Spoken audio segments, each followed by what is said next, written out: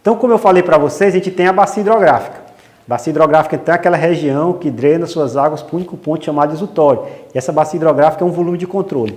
E eu falei para vocês que uma das características importantes dessa bacia hidrográfica é o total de precipitação, e já disse também o total de chuva do nosso caso, que é a forma de precipitação que mais ocorre em nossa região, né? Então essa é uma entrada importante. E a outra, uma saída extremamente importante que a gente tem dessa bacia hidrográfica são as vazões. Talvez precipitação e vazão sejam duas das variáveis mais importantes dos processos hidrológicos. E um dos desafios que a gente tem frequentemente é como é que a gente transforma o total de precipitação em vazão. Então essa é uma questão que nos requer uma análise mais detalhada nesse momento. E por que ela requer que a gente aborde isso? Porque em muitos locais onde a gente vai precisar construir uma obra, ou a gente vai precisar operar um sistema, nós não temos dados de medida de vazão.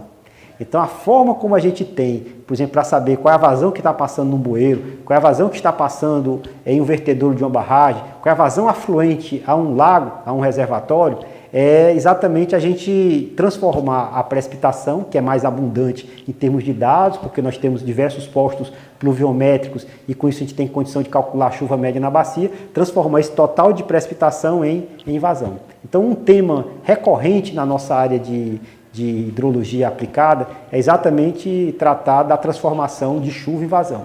Então a gente vai ter transformação de chuva e vazão que são mais características para pequenas bacias e outros modelos de transformação de chuva e vazão para bacias de médio porte ou de grande porte. Vamos começar falando um pouco sobre os modelos de precipitação de transformação chuva-vazão em pequenas bacias. Então primeiro que a gente tem que definir o que é uma pequena bacia.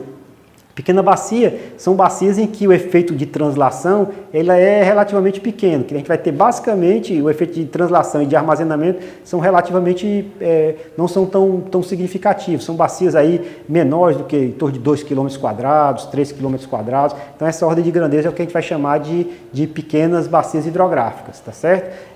Então a gente vai ter alguns modelos específicos que a gente vai ter que tratar para essas pequenas bacias hidrográficas. E vão ter outros modelos que vão ter que incorporar não só o armazenamento da água na bacia de forma explícita, como também a translação que vai acontecer da precipitação em uma região para outra região da bacia. Esse efeito de translação ele também vai ser importante, que são modelos que a gente aplica normalmente para bacias de médio e de grande porte.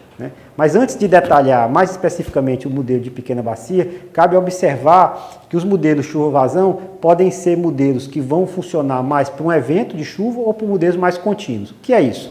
Evento de chuva tem alguns modelos chuva-vazão que vai ser interessante a gente aplicar para a gente poder calcular, por exemplo, dado um evento extremo de chuva, qual foi a vazão que gerou esse evento extremo de chuva.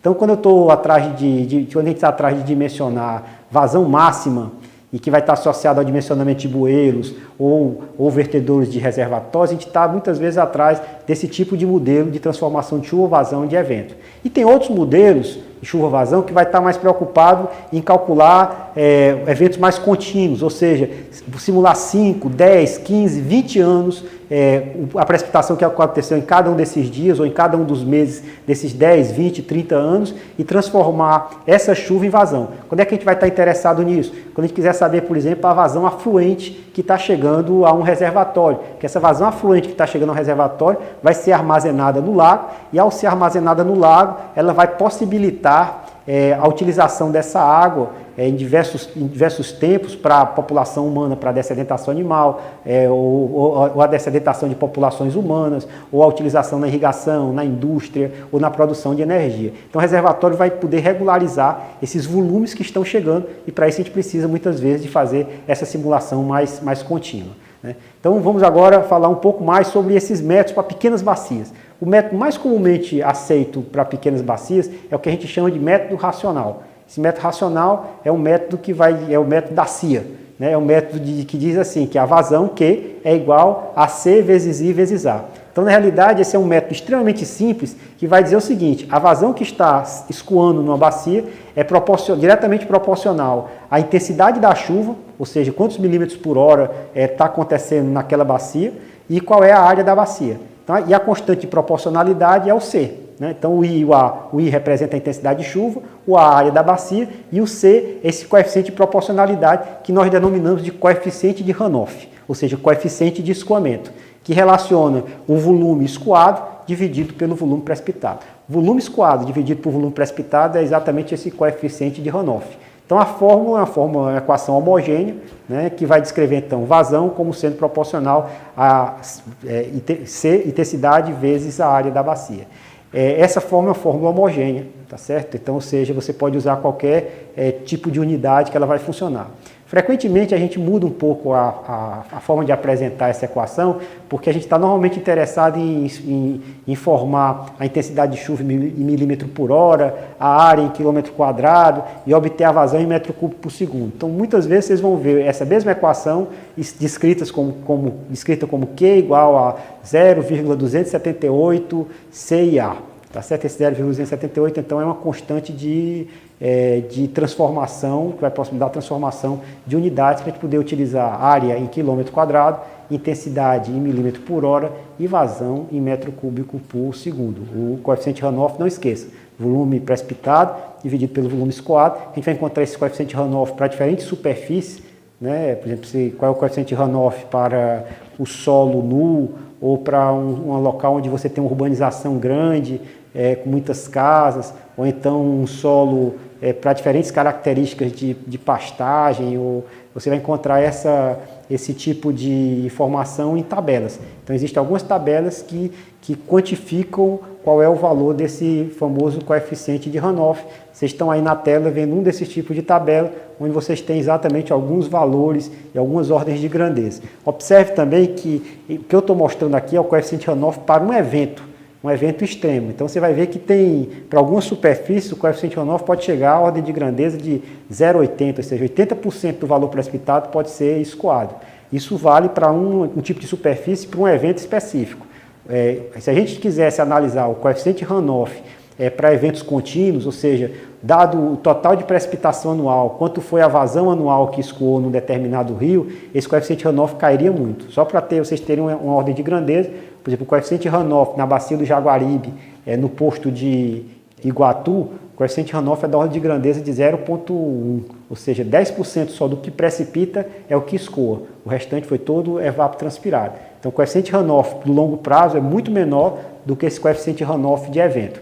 Quando a gente vai dimensionar um bueiro, ou para a travessia de uma estrada, ou um bueiro de drenagem urbana, a gente utiliza esse coeficiente Hanoff que vocês estão vendo, que é o coeficiente Hanoff associado a eventos de precipitação. Se tivermos uma superfície mais heterogênea, do ponto de vista de você ter diferentes tipos de uso do solo, você pode calcular o coeficiente Hanoff para cada uma dessas superfícies e depois fazer uma média ponderada.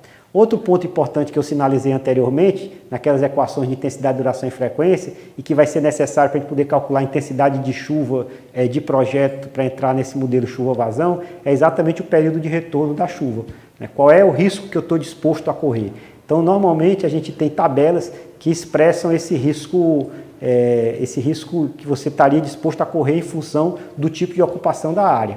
Se você tiver, por exemplo, um problema de drenagem urbana, se você tiver numa área residencial, o período de retorno que você está disposto a utilizar é em torno de, deve ser 2 anos, ou seja, a probabilidade de acontecer eventos maiores de 50%, um meio. Você está em área comercial, 1/5, ou seja, o período de retorno de 5 anos. E aí você vai ter, então, existem tabelas que definem esse risco para microdrenagem, para macrodrenagem, e que a gente pode fazer esse tipo de utilização.